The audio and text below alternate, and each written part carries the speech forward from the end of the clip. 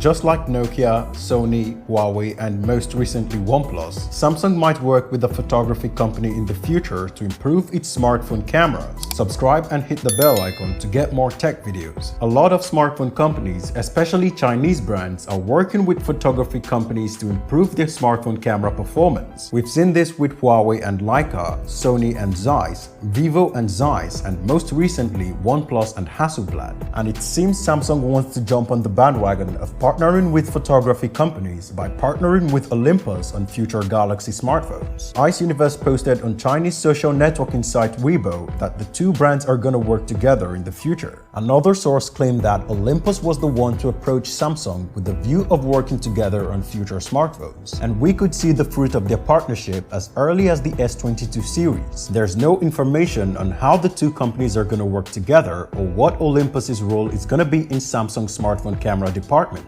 especially since Samsung already makes really good cameras. The S21 Ultra is arguably the best smartphone camera out there, so it'll be interesting to see what Olympus has to offer Samsung in terms of optics and image processing. But anyway the partnership works out, it's gonna be really good marketing for both companies. Also in the news, Samsung has confirmed that it's gonna use the new ARM v9 architecture on its next flagship chipset, the Exynos 2200. ARM recently announced its v9 architecture, the successor to the v8 that has been used by pretty much every smartphone for years. The v9 is set to have 30% performance improvement over the v8, so it's not just going to be Samsung alone, but every other flagship chipset from Qualcomm and Apple. All next-gen processors are going to have a 30% architectural improvement than what we have now. ARM also released a new powerful GPU, but Samsung is not going to use that. It's going to use its much-awaited custom GPU built on AMD's Radeon architecture, and that's going to fix the Achilles heel of Samsung's Exynos chipset, the GPU performance. So there are lots of expectations from the Exynos 2200 and the Galaxy S22.